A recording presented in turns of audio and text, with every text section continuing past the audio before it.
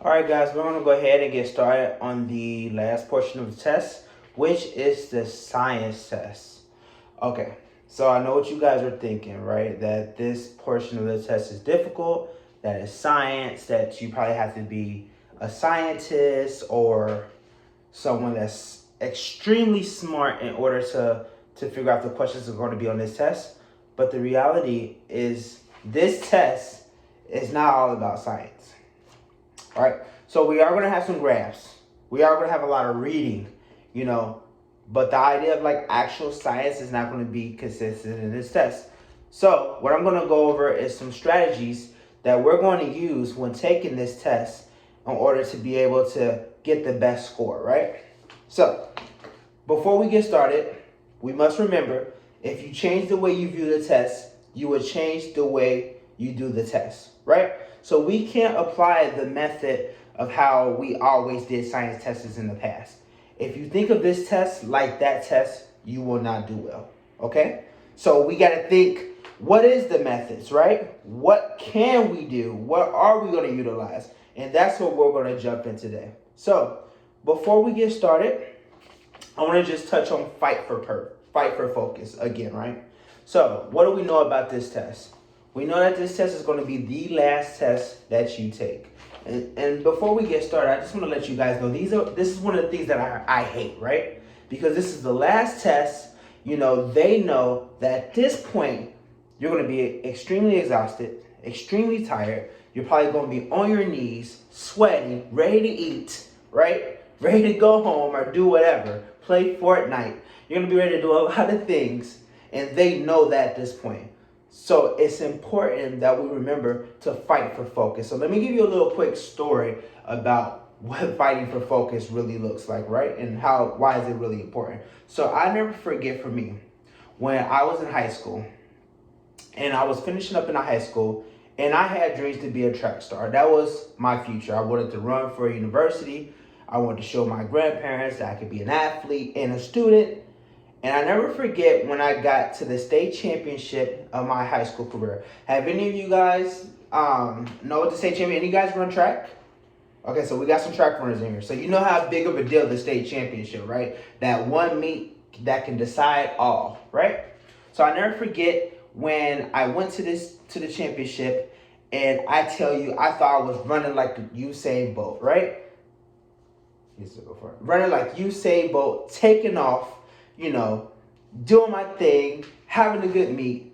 And I did. It was okay me. I didn't, come in first place, but I didn't come in last. And I never forget, this coach came up to me and he asked me, "Where are you from and what is your name?" So you know what happened. All of a sudden, I'm like, you must have saw me ran, huh? Well, my name's Keontae Early. I'm from Aiken High School. I'm a track athlete, Jack. And he said, "How's your grades?" And I was like, my grades are, they're getting there. They're making their way up. They're finding their way around. He said, "If you can make it to my university, I would love to kind of like give you an audition, and if you're good, you can be on my team."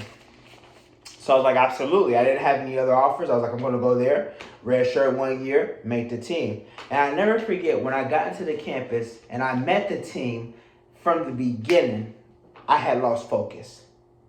I lost focus on my goal. I saw the competition. Not only did I see my competition, but I got distracted by the other things that were on campus that had nothing to do with what I wanted, right? What I said that I wanted had nothing to do. So, of course, I was going to the parties, Of course, I was going in everywhere. Hey, people going to the gym, so am I. People going to the dance, so am I. I learned how to do every dance, but I couldn't tell you one thing that was in one of my books that I had in that first year, right? So, I didn't think I was going to make the team. I was not focused, right? I was, at this point, exhausted. I was intimidated. I was frustrated. I was so many different things, right? And I never forget, when the coach came up to me and he asked me again, this was maybe towards December, November of my first semester of my freshman year. So I had been practicing with the team, though I wasn't super steady in my classes. I was trying to make a statement. I was trying to show him that this guy is fast, and that this guy can be a good asset to your team. So once again, as he asked me when I was in 12th grade, he asked me, how are your grades? So at this point, I'm like, my grades are, wait, I got, you know, I knew what my grades were, but I didn't want to let him know what my grades was. And he said the same thing. He said, if you could show me, bring me your transcript and show me that you have good grades, and you will be on my squad in January for indoor track. So at this point, I'm running across campus, you know. I'm going to all my professors I haven't really talked to in maybe like 2 weeks. If I were in a class, I was sitting way in the back not paying attention. Or I just didn't go to class. So I'm running to my professors like, hey, do you remember me? I know I spoke to you on the first day of class, but I'm back again. Is there anything I can do to get my grade up? And I'm running across campus as fast as Usain Bolt with my arms moving. You just see this crazy guy just on campus like, wow, he must have to turn in the papers. You know, and I'm running to all my professors like, hey, is there anything I can do? Is there anything I can do? Is there anything I can do? I had lost focus. And at this point, it's like, oh, I'm trying to do whatever I can to get this opportunity that I didn't know at that moment, but I had lost. So I'm running on campus. I even knocked over a professor who was walking across the campus, right? I didn't even see him, and all you see is a bunch of paper just going in the air, like, literally, like, you see a bunch of, like, just like that, you know? Literally, just like that. I picked that up later. So, at this point, you know, getting to the point of what happened is I didn't get on the track team. I wasn't awarded the scholarship. And in fact, the next year, I kind of like gave it up. You know, I was just so defeated. I was like, you know, I can't do this. It's not going to work out for me, right? It's important to keep the fight to focus. What you want, what you're trying to get, it's going to take you being tired. It's going to take you feeling intimidated. It's going to take you feeling like, why am I doing this, right? Why are we here? Why are we taking this test? But if your end goal, which I believe majority of you guys, because you have expressed it to me, is to get into a university, then we got to get through this. So this is that last part. This is that last part of the run. And we got to run hard, right? So let's go ahead and jump into this a little bit. Remember, if you change the way you view the test, you will change the way you do the test. So first I'm going to start off with just an overview of what this test looks like, what this test is, and some strategies. So let's just get with it. How many questions are on the test? There are 40 questions. 40 questions. How much time do you have to take the test? 35 minutes. So what is that telling you right off the bat? That you have more questions than time, right? So if you think about some of the things we talked about, I just mentioned kind of like, you know, applying the science, right? If you take this science test as you have taken other science tests in your class, you're not going to get through it because automatically we see a deficit that you have 40 minutes. You have 40 questions, in 35 minutes. So we have to strategize how we take this test, right? We got to come up with some methods to take this test, right? And that's what we're going to do today. That is why I'm here, right? To deliver those messages to you. Okay. All right. So what type of questions are we going to have on this test? All right. So we're going to have study experiment questions and conflicting viewpoint questions, right? Science is a passage-based test.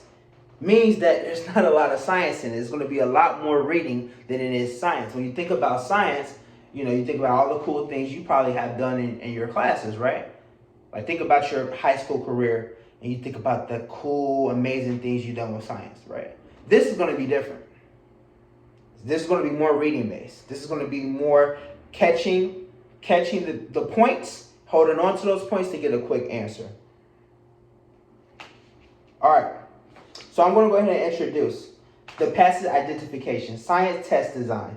There are two types. Study experiments, which most of the questions that you're going to have, and we're going to jump more into this, are going to be study experiment questions, right? They're going to be questions that consist of data, graphs, right? They're going to be questions that consist of you actually have to analyze charts, right? So that's going to be those study experiments. And conflicting viewpoints. Now, you're not going to see a whole lot of these, but these conflicting viewpoints will have a huge amount of reading.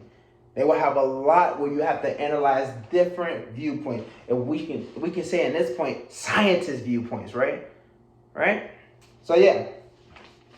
So for fun, let's turn to page 80, right? Open your books to page 80, and we're just going to take a look at some of the differences between these different types of questions. So we look at it right off the bat, passage 1. What do we see? We see graphs, right? We see charts, right? We see, what else do we see? Right? We do see some words, but mostly, you know right off the bat that you're going to be looking at a studies experiment, right? Because it's just right there. But when we go to passage 2, what do we see? We see hypothesis 1, hypothesis 2, hypothesis 3. So what is that telling you right off the bat? Exactly, that we have people, different results. We have people with different ideas, and they're bringing their ideas to the table. We got to pick which idea is the best idea, depending on the question. This is a lot of reading. So we're going to jump more into this, but let's just take a look at some strategies that we can use with looking at this, right? So if you're looking at a passage, do you really think you have enough time to read a passage? If you have 40 minutes, 40 questions, 35 minutes. Absolutely not. For anyone, right? If I'm going to sit here, I don't have that type of time, right? It's 35 minutes, literally. So you jump right over to the questions. You know, you look and you review the questions. And based on the questions, you're going to figure out the type where you're going to have to search for information. So we see right off the bat that we have conflicting viewpoints. Those conflicting viewpoints are going to be the large passage. All right? But we're going to jump into that later. We're just going to keep going. I just want to show you the differences, right? That you can just identify the two types, right? Right? We see study experiment, graphs, a lot of graphs. We see conflicting viewpoints, a lot of writing, a lot of reading, you should say. Okay, passage identification, study experiments, comparison or data or study, conflicting viewpoints, comparison of people or hypothesis, right? So you kind of seen the difference when you was looking at those graphs. You seen how large, those conflicting viewpoints were, different people coming up with different ideas, different sciences or different hypotheses, different ideas, and you got to pick which one is the best one. And then the study experiments, which is data. All right, so let's talk a little bit about the study test design. And like I said before, this is all it's all a purpose for why these things are like this, right? They know you're going to be tired, and I hate that. I really do. I don't feel like that judges character on you guys or your grades, right? It doesn't judge, where you are with your academic level, but this is the reality. So this is just, we got to look at that. We got to understand that, and we got to attack that. All right? Every study or experiment must have objective procedures and results, right? So you're looking at charts, graphs, you're looking at tables, you're looking at maps, and you're trying to understand what are they asking and what information do you need? What is the objective? What is the procedure and what was the result? You're looking at all of those to come up with your answer, with what you think is the best answer. So let's look more about into the study experiment types of questions, right? Do you remember your favorite parts of science class?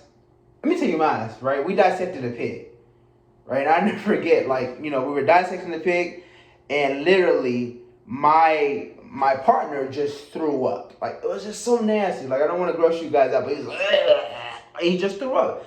And I was just looking at him and I'm like, oh my God, is it that deep? And then before you know it, I was throwing up, right? And I don't know what it was. Maybe it was in the air. Maybe it was I smelled his throw up. But besides that moment, I enjoy doing labs, learning about biology. You guys remember doing biology labs, chemistry labs, seeing different types of explosions, biology, like I said before, with the pig. I don't know if you guys maybe did a frog. Everybody have an animal different. But we remember those moments, right? That part of science that we love.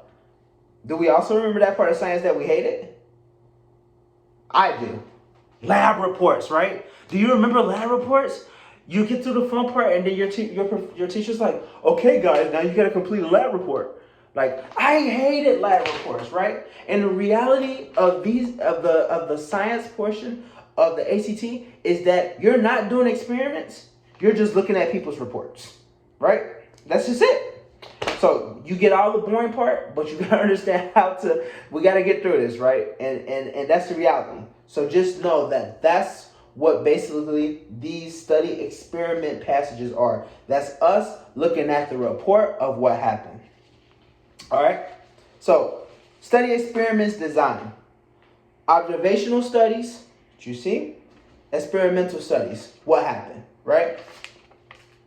Experimental design review. Usually,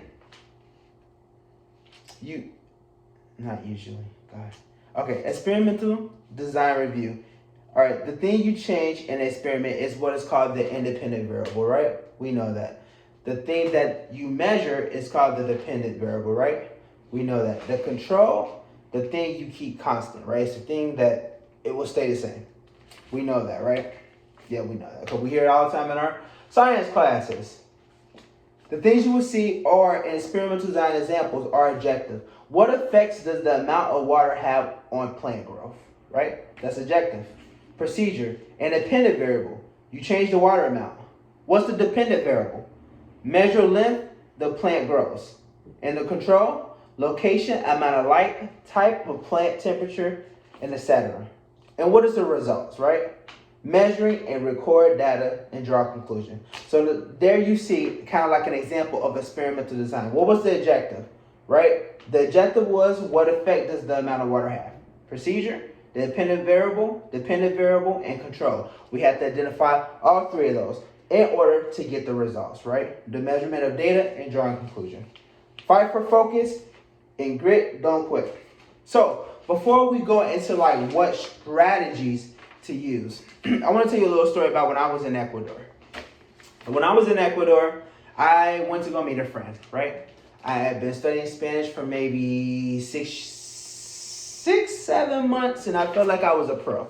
And I never forget when my friend told me that there was going to be maybe like 4 days where she would not be able to travel with me. And you know what happened at that point. I was like, oh my God, like what am I going to do? Everybody here in Ecuador speaks Spanish. So my friend also spoke Spanish, didn't speak English, right? I was teaching her English, but things wasn't clicking, so I just benefited of learning more Spanish. And thankfully I was able to take my first trip out of the country. But I never forget, in between the cities where we were. So Guayaquil is a city that sits sits to the south. The south of, I think it's the south. It's been a while since I last went, but it sits to the south of Ecuador. And she lived in Salina. Where I stayed at was a city in between called Montanita. So what happened was she gave me all these directions about, and when I say all these directions, I'm telling you, like she spit out directions about color trees, color stop signs, what type of people live there, what type of stores, just so many details, right? Of how I can get from Montanita to her in Salina. It's maybe like a 2-hour drive, right? But it was some walking that had to go along with it. And she gave me like a rubric, not really like a map, but more kind of like a type out of everything she told me. But the reality was, I didn't need all that information to get to where I was going. I didn't need all the details that she gave me. What I needed to know is what I ended up figuring out on my own. Was the distance between the two cities, the bus that would get me there, what side of the street I need to stand on, and how did I know once I arrived in Salina if I didn't see a sign? This is the same portion, this is the same way we have to attack this test, right? This test, there's going to be a lot of not needed information. There's going to be information that if you read everything, if I would have listened to everything she said, which did happen, Most of what she said, I didn't maintain. I didn't keep, right?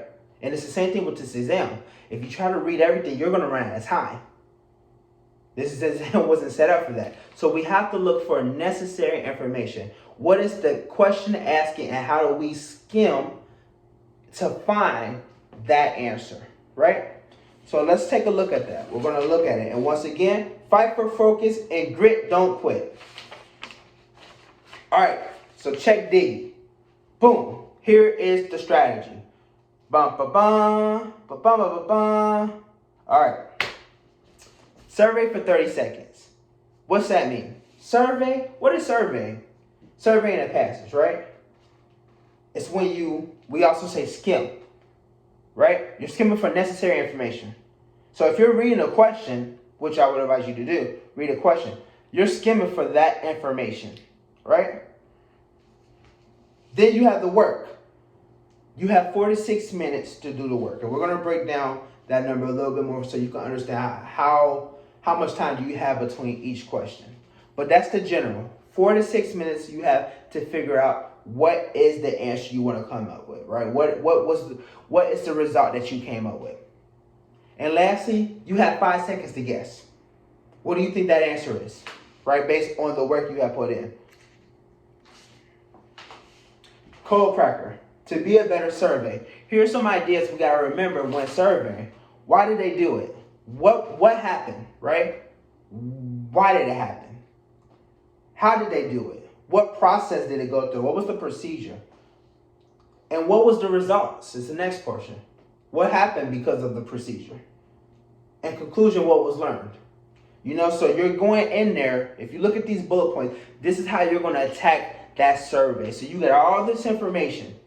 These are the bullets you're looking for, right? This is the necessary information that you're going to need in order to come up with your answer.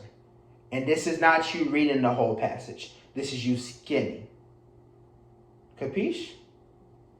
Make sense? Okay. All right. Okay, so look. So we got to get a better understanding of what this actually looks like, right? Surveying for 30 seconds. So this is what I want you to do. You're going to have 30 seconds to read the passage on page 80, right? To survey, to take, 30 seconds. And I want you to draw understanding of what you got from it. Okay? What you got from this passage. So we're going to do it now.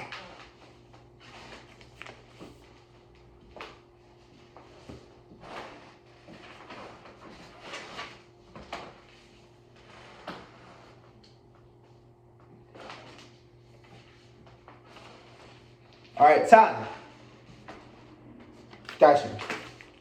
So if you think about the time frame that you're gonna have, that is what that's gonna look like, right? 30 seconds, you get to the nitty-gritty of the information that you need based on the principle of why did they do it, how did they do it, what happened, what was the results, right? And what was learned. All right, so let's take a better look into the questions, right? Answering the questions. So in the work portion, you have 4 to 6 minutes. Time depends on a number of questions. Strategy depends on passage type, right? So we have to look at every question individually, but keep the same model of time, right? That you have from this amount of time to this amount of time. But if we look a little deeper into time management, we see that we actually have a little less time if we're looking at it from the standpoint of having 40 questions in 35 minutes, right? So this is the general idea of what it would look like. 5 question passes, approximately 4 minutes, right? 5 question passes. So you get that passage and you got 5 questions, you got about 4 minutes to knock those bad boys out. 6 question passage, you got about 4.5 minutes, right? And it differentiates from question to question. You may have a question that you may knock out in 3 minutes, right? And you can spend that extra time on another question. That's fine. But if we're looking as if we're breaking each question into its own specific point, we're looking at it as 6 questions, 5 minutes. 7 questions, we got about 5.5 minutes, right? So we got to keep this time management going on in our brain at all times, right? Because the key is that every question needs to get answered. Never leave a question blank, right? And using this method, you're going to be able to have enough time to get through every question to leave an answer. The key is leaving an answer. All right. So now we need to understand the type of questions that are going to be asked, right? So we got the time frame that we have for questions. Now let's look at the type of the type of question we have. So the three types, and if you notice, everything is in three types, because something magically happens with our brains when it comes to three, right? It calculates three better. It understands threes better. You know, three is very important for our brains. So the three different question types are: number one, trends; number two, estimations; number three, connections and data sets, right? And I just want to let you guys know that this gets harder as it goes. So trends tend to be the easiest. Estimations tend to be harder than trends. And connecting data sets tend to be like the big boss on the video game, right? So we have to prioritize. First note, skip the hard questions. You can always come back. Knock out the easy questions. What you don't want is that you spend time on these hard questions, or for example, you get a passage in the beginning. Your first question is one of those big, large, long passages, and you're reading it, taking all this fundamental time that can be utilized later in the game, because at the end of the day, you know, you're going to have one or two possibly of those large questions, and you're going to have that 5-minute mark, right? You're going to have that 5-6 minute mark. So you're going to have that time to come back to knock out that big guy. So focus on the small guys. Get the small guys out of the way, and then you'll come back to it later. All right. So let's talk about trends a little bit. So one of the key things you notice about trend is that trends are asked questions. You will see asked usually in a trend question. For example, based on the data, as length increases, current what? So we look at it, right? We see automatically that this is a comparison between two columns of this graph. So we automatically know, is looking at all four parts of the graph necessary? No, it's not necessary, right? You're going to be wasting more time than you need to in order to get through this portion of the test, to get through the whole test in time, right? And this can be extra time that you spend on another test, right? On another question, right? Things to think about. All right, so we look at it based on the data. As length increases, current what? So we look and we see length. We go to length and we see that length is what? Increasing. What is current doing? Current is decreasing, right? So, boom. That's a kind of a great way to understand that trend portion of the test, is that as usually create a comparison between two, right? If this is happening here, as this is happening, this is happening. And what is that is happening, right? So, another one. Based on the data, as length increases, current once. Once again, we see what? Length is increasing. What is current doing? It's decreasing, right? Another one. Based on the data, as resistance increase, density what? Anybody got an answer? Absolutely. As resistance increases, density remains the same. These are the type of questions that you're going to be able to knock out like a one-trick pony, right? And sometimes, you know, you will see, it doesn't matter the length. The length of the graphs will make it kind of tougher, but what is most important is that you can be able to just pick out and analyze what is important of this section, you know, because there's going to be a lot of information that's not going to be related to the test. Code cracker. What data does it reference, right? What is that data? What happens to the data, right? So we're looking at this graph. You're taking a look with the trends of what exactly what is the process of going on. When this has happened, what is the correlation, right? So just keep that in mind with trend questions. All right, so we're going to jump down to estimation questions, right? Like I told you before, estimation questions tend to be more trickier than trend questions, right? Because they just apply a little bit more of a process. But you can get through them. There's graphs we see, and if you Okay, so and if you see, like, for example, we got 1 mole. Anybody know what a mole is? Right, so we know what a mole is. A mole is 6.022 times 10 particles, and this part's hard. Information that we don't need, right? Because it's not asking us about that, right? So let's look at the information we do need. These are the code crackers for these type of questions.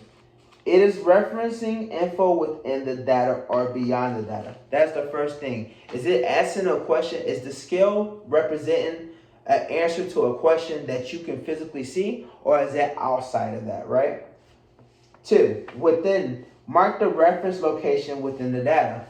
So we're looking at that point that the data is referencing. What is it talking about, right? What is the question asking you, and where does what is happening happens on the graph? If it says between, let's look at a question. So we look, for example, a question. So the question is, according to the figure 1, the amount of time it takes 1 mole to a powder to reach 50 degrees is what? Where does 50 lie on here? Find that point. We see that 50 is going to be between what? 44 and 52. And if we calculate that, we can easily see where it falls between, right? Between 100 and 150. Really simple. It's those things that are going to be able to help you to calculate an answer really, really quick.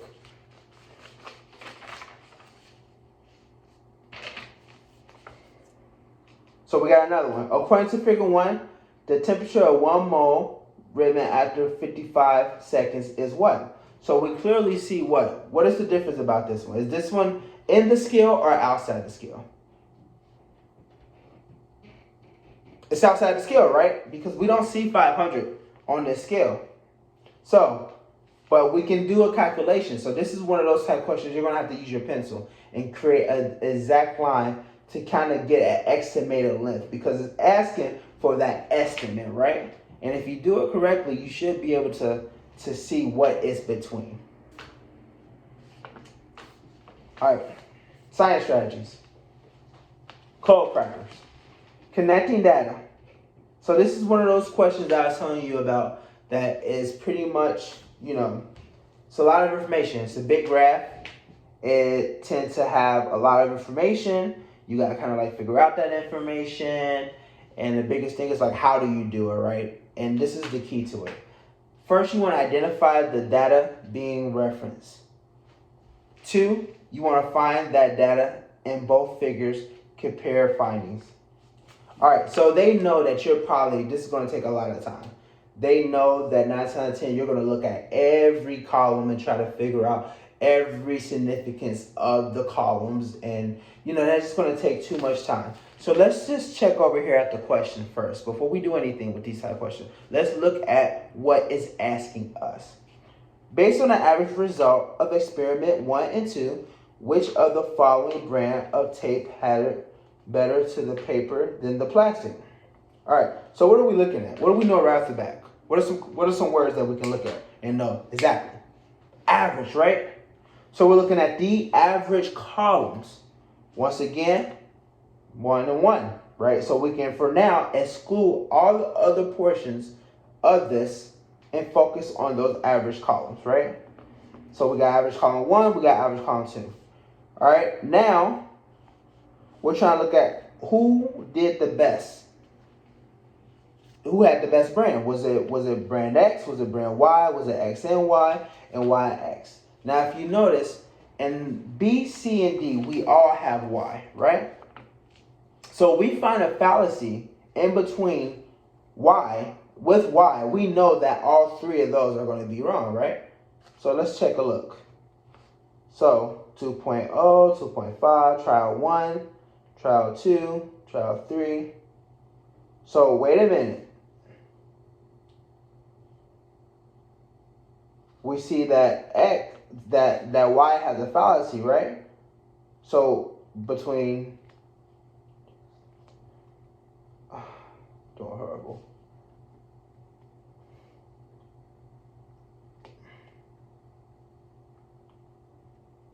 We see X is the better choice because Y has fallacies. And one Y has fallacies, that means that they all have fallacies, right?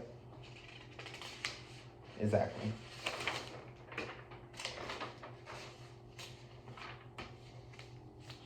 All right, so let's just conclude with some code crackers for today, right? Remember, why did they do it? When we're talking about studying experiment passages, why did they do it? How did they do it? What happened when they did it and what was learned? For experimental studies, we have to remember why, yeah, same thing. Why did they do it? Oh, same thing. Excuse me. All right, so I'm doing bad.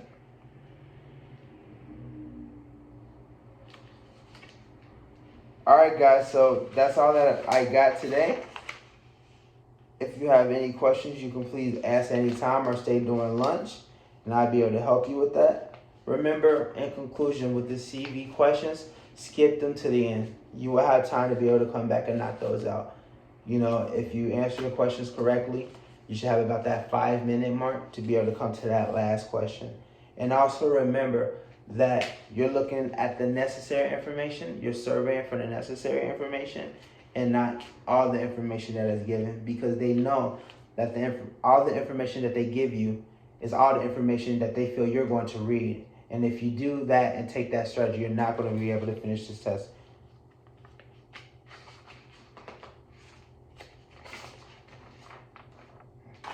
So that's all I got for you guys. You guys can go ahead to lunch, and we'll be back.